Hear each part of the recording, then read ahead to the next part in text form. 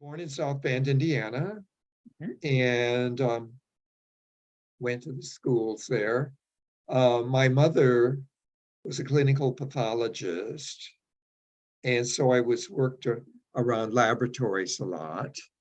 And my father was in the paper box business. And I went to military school for 3 years, Mm. which mainly because they thought I need to socialize with boys of my own age. And I really enjoyed military. Well, I can't say I totally enjoyed it, but I enjoyed the dinner conversations, which are all about who people were having sex with. Although I wasn't having sex with any of them, but it was sort of vicarious pleasure to hear about what people were doing in that school. And it was all about sex. And anyway, from there, I went to Yale, Ah. and I wasn't very well prepared there from having gone through military school, but I majored in chemistry. Mm. And then I went to medical school at Columbia in New York, Impressive. physicians and surgeons. And I was class of 58 at Yale, class of 1962 in medical school. And when I went to medical school, I thought I would be a pathologist because that's what my mother had done. And I don't think I was very good in pathology. I didn't like looking at a slide and finding all those little details, or the cancer cell that was hidden in the haystack wasn't my thing. But I liked medicine, so I headed for internal medicine. I really liked medicine, and I liked psychiatry. Uh-huh. Um, so anyway, I applied to a bunch of places for internship, some on the East Coast, some on the West Coast, and with a very primitive computer in the spring of 62, I was assigned to San Francisco General Hospital, Mm. and which was sort of run by UCSF. And I really loved my internship. I mean, I thought that was a country club compared to Bellevue, and I had rotated through Bellevue, but it was more the clientele that you might see at Presbyterian Hospital, New York. Mm. And then I got conscripted into the US Army, Mm. and went to Korea for a year. That was after the armistice. And then I came back to my favorite duty station, which was Fort Hamilton in New York, Mm. right? The same week that they opened the Verrazano Bridge. And that was fall of 1964. And then I was out of the service in 65. And I headed back to San Francisco for residency at SFGH, and a residency that alternated between SFGH and Moffitt, Mhm. which would be Parnassus. And so I did 3 years of residency, and uh, I did a year of fellowship in psychosomatic medicine Oh. with a um, through it was called the Psychiatric Liaison Service, which was sort of had a slant toward endocrinology. Mm. And then I went into private practice in 69, and that was with a doctor, Wayne Bayless, who had uh, he had a gay practice, but he had a lot of, maybe, which was might have been 30% gay, which was pretty high, and a lot of other patients. We had a nice varied practice, and we got along just famously, and we became partners, let's say medical partners. Uh-huh. And we eventually had most of our patients at CPMC, which was called Pacific Presbyterian, and which is, up on the hill. And then I did go to UCSF because I bought a house very near there and lived up on Edgewood Avenue for 50 years Wow. and sold that in 2020. And what does it say? Would you tell me a little bit about what was it like to be gay, either closeted or coming out during that time, maybe in the Army or training or residency? Well, in the Army, it was very, very bad. Mm. As a matter of fact, it was worse than Don't Ask, Don't Tell, because I knew a colonel in the Army and wrote letters to him, and then he was later arrested in Washington, and because he was on the list for bird colonel, and then he was expelled from he was a West Point graduate, and he was expelled from the Army after a career in the Army. And one of my letters, so I became implicated in that, and that was found out about that toward the end of my career at Fort Hamilton. So I was almost ready to get out of the Army, and so I finished my tour of duty there, and then went back to San Francisco. And but I had that hanging over my head for a few years. But luckily, I got my license and everything went smoothly. But some people were not that fortunate. That was 1965. And that was, I would say that was a very low point in gay history. The 50s were much better. I remember having gone to Yale. It was only 72 miles to New York, and then medical school in New York. I had quite a connection to the gay community of New York. And I remember people saying, oh, to be back in 1952, the golden age in 1952, when things were so much better for gay people. But starting 1960, they became quite bad. And there were a lot of raids. And then with the gay bars, they would only let 20 people in at once, or 25. And then you had to check in and make sure that you went out with the same people you came in with. This was all when the mayor was Wagner. And then the World's Fair came to New York, I think in 63, and was there for 2 years, and things got worse. And there were lots of raids in 65. I wasn't in any of the raids, but I kept hearing about them.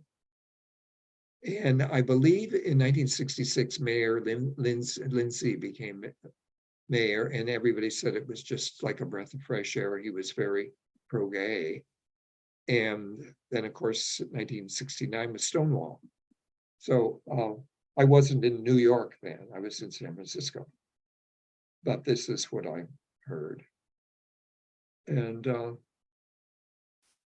so anyway, we had a semi-gay practice, and we were not under any pressure, that at all. And we were not exactly out, but it was just sort of known that there were all the gay doctors in San Francisco were at that time, and there had to have been at least 30 that we knew of in every specialty. And so I think it was 1977 that I first heard of Baphr. And that was through Bill Owen and Jerry Goldstein Uh-huh. and Jerry Strong and David Kessler. I mean, those were kind of those were the pillars of Baphr in the late 70s. Mhm. And I'm trying to think of when the Briggs Amendment was. I think it was in 77 or Can you tell me what is that? oh, Proposition 6. That was uh, an amendment, I think, in the state constitution that would ban all gay school teachers or anybody who wanted to say anything, make any favorable comments about gay people. And that followed in the heels of Anita Bryant, and then a similar thing that happened in Oregon. And I know that I think that must have been in the fall of 77. I'm not sure. But I know that the amendment lost and that there was great jubilation over that. Mm. And because that was, and many people, the school teachers union, of course, were against it, but it was sort of like don't say gay in Florida. I mean, but it was worse. And so anyway, I think that it might have been January of 78 that Harvey Milk spoke to Baphr, and it was in my living room. Oh, And, wow. and the count was 66 people attended. And that was all about coming out. And I think the following fall, he was assassinated. He and George Moscone, mayor, by Dan White. I hope I have my year right, but it was around the time of the founding of. And then I was in Baphr, but I wasn't particularly active in Baphr until AIDS came around.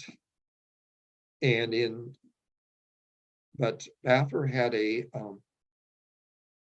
symposium every June during Gay Pride Week.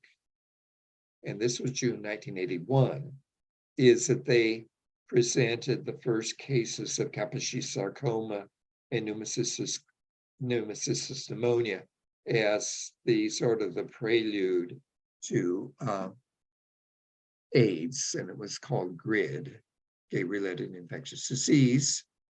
And in retrospect, I had seen people who had strange syndromes up to that time, like somebody who had died with a terrible encephalitis that just went on and on and on, and should have died probably within 3 weeks, but lived for 4 months in misery, and which was probably a version of primary HIV infection.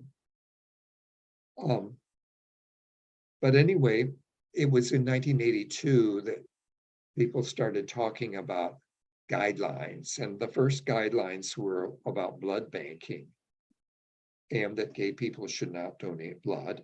And we all agreed that that was a good idea, because at that time, in 82, we started on our first set of risk reduction guidelines. And I was going to, I think early in 1983, I went to a symposium that Larry Kramer had sponsored at NYU, in which somebody named Michael Marmer was talking about risks of certain sexual practices and with the incidence of AIDS. And it was, I think they'd already called it AIDS. That was, I think they renamed it in early '83 from GRID.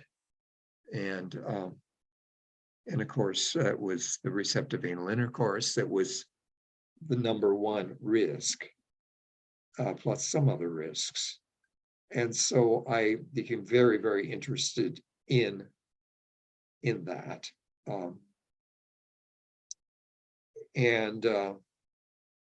Anyway, we started working on our guidelines, and we had a version that came out in early '83, and then we had more elaborate versions that came out in the ensuing years, with some documentation as to why we thought this was the case.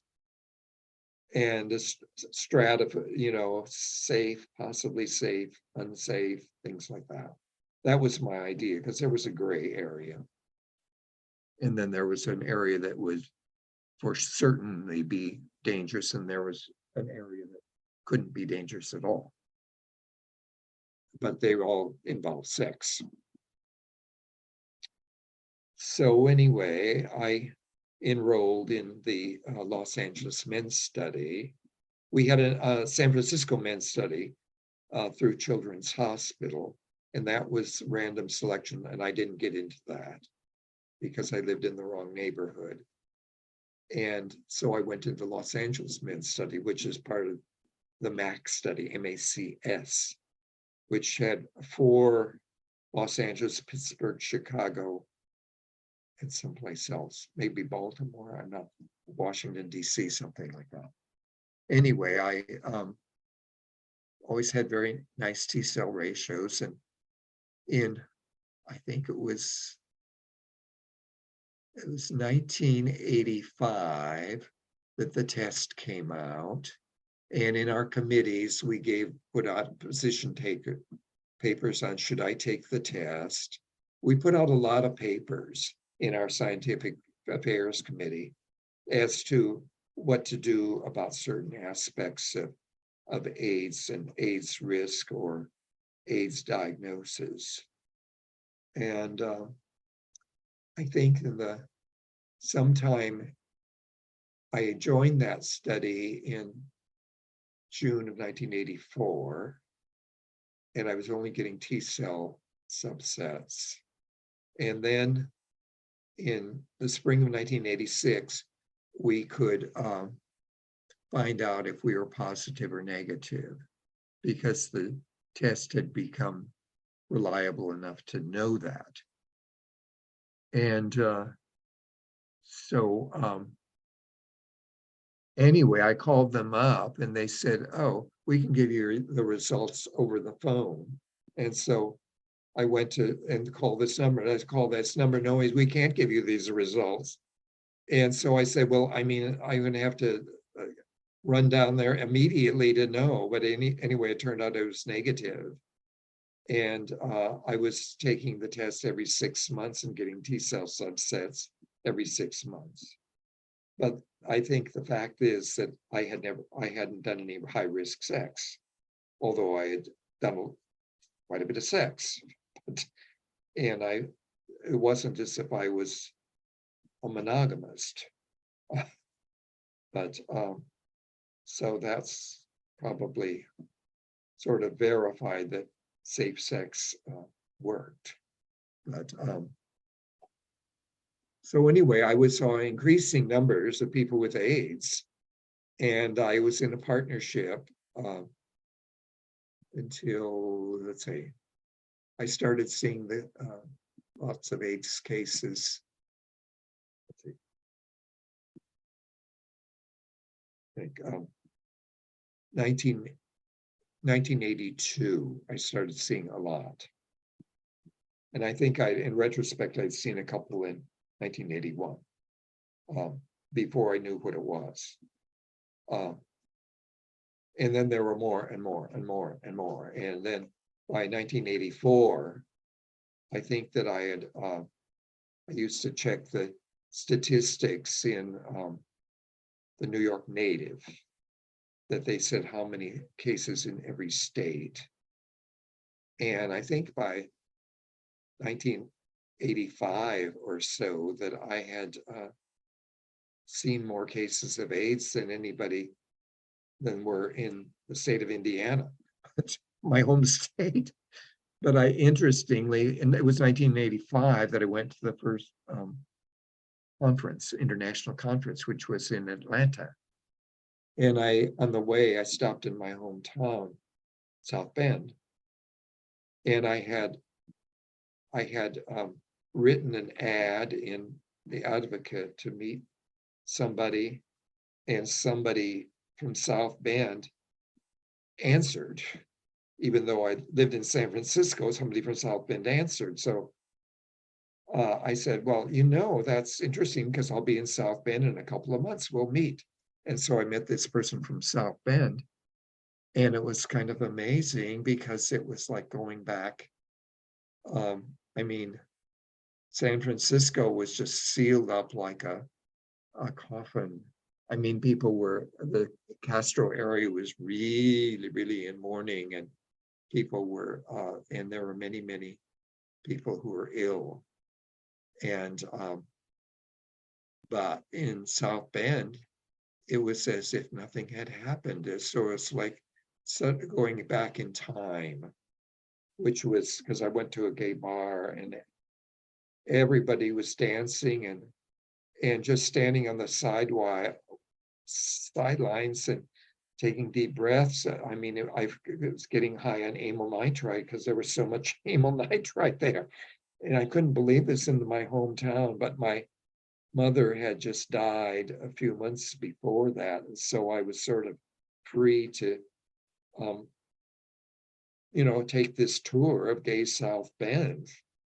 And anyway, people were doing just everything.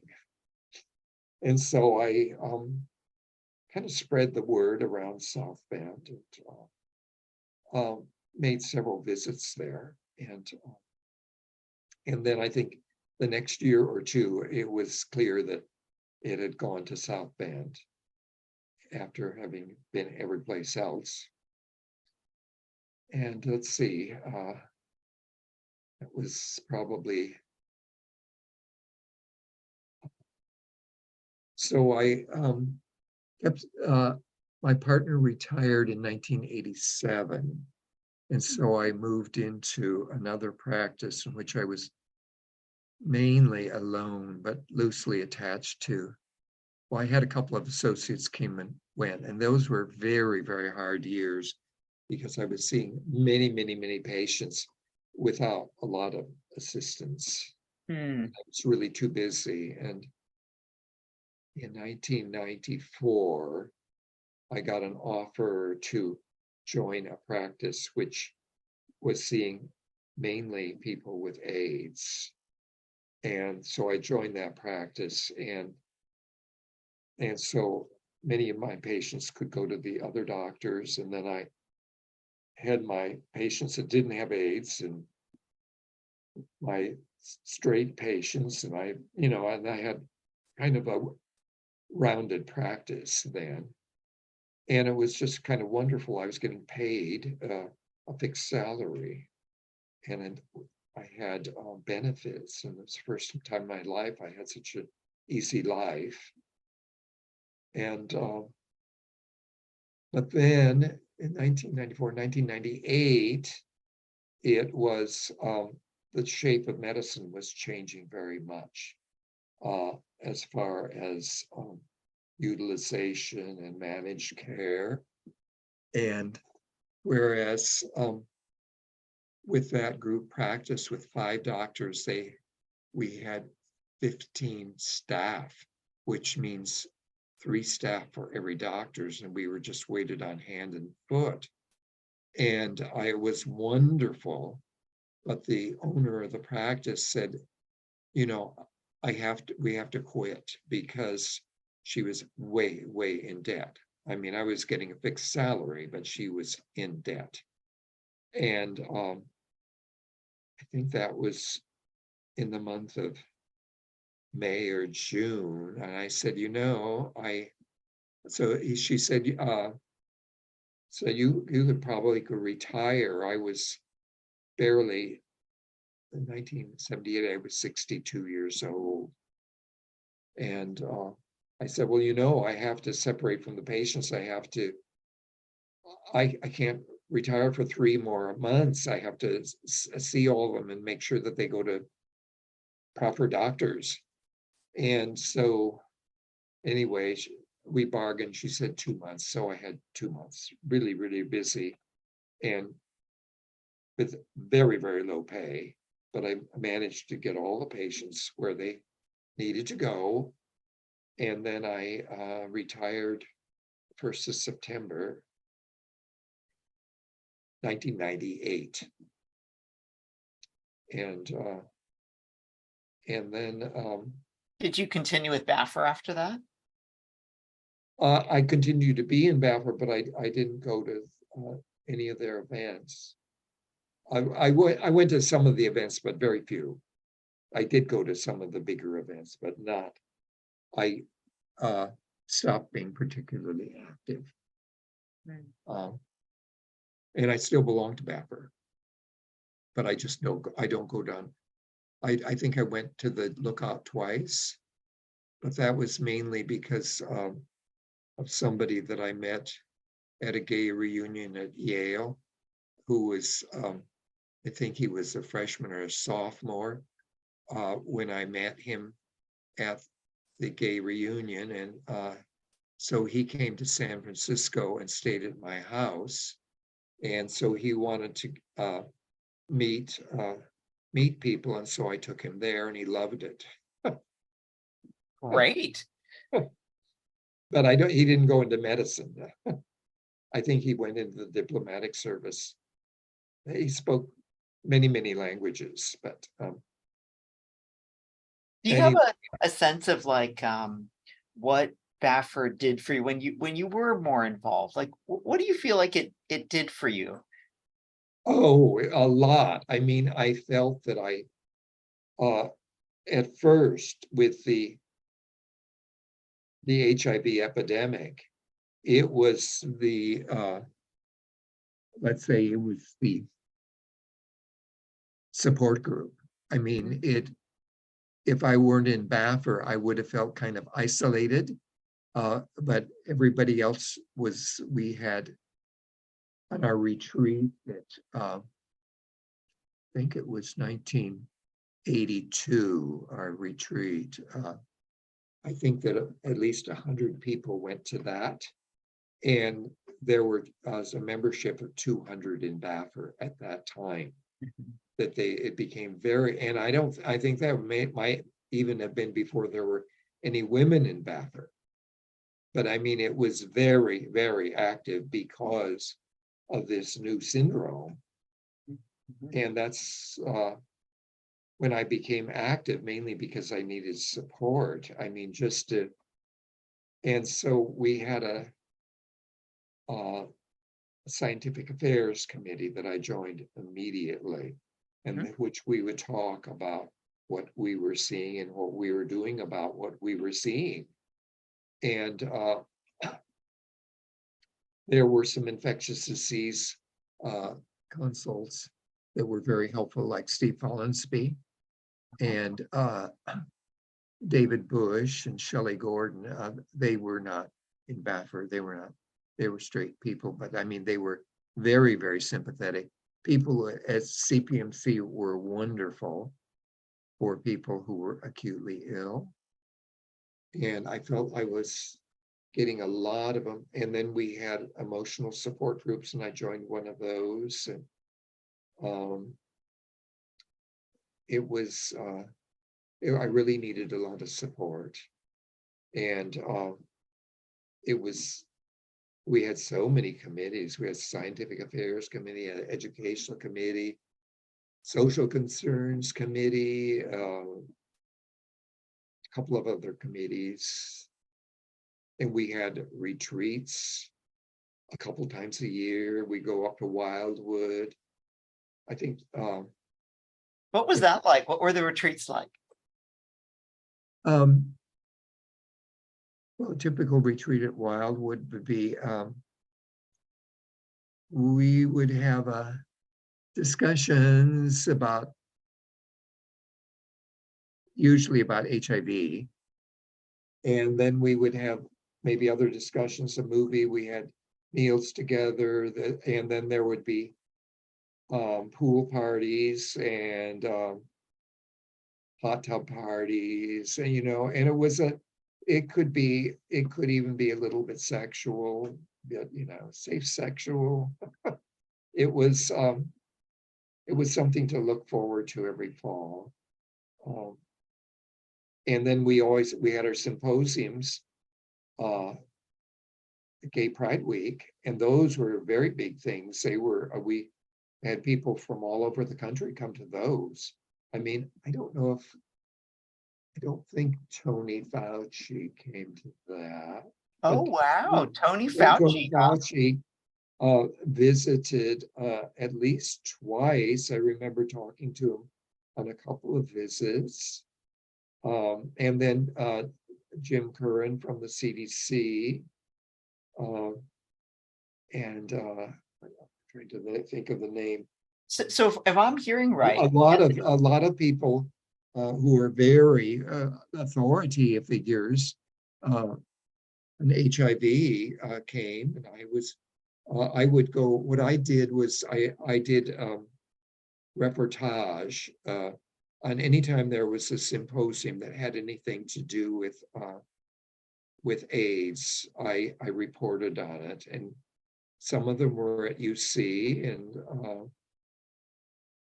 some of them, and I reported on a couple that were in New York. And when I would go to the international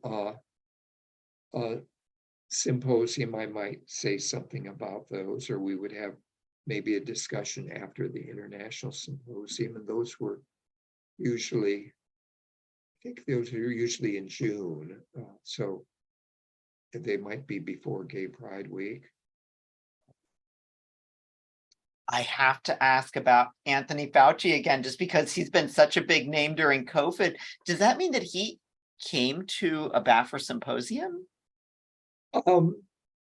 He came to a meeting where I know there were a lot of Baphr people there, but there were probably other people there that were very, very interested in AIDS, and it might have been sponsored by San Francisco AIDS Foundation. I was on the board of the San Francisco AIDS Foundation for a year or two, but that's all.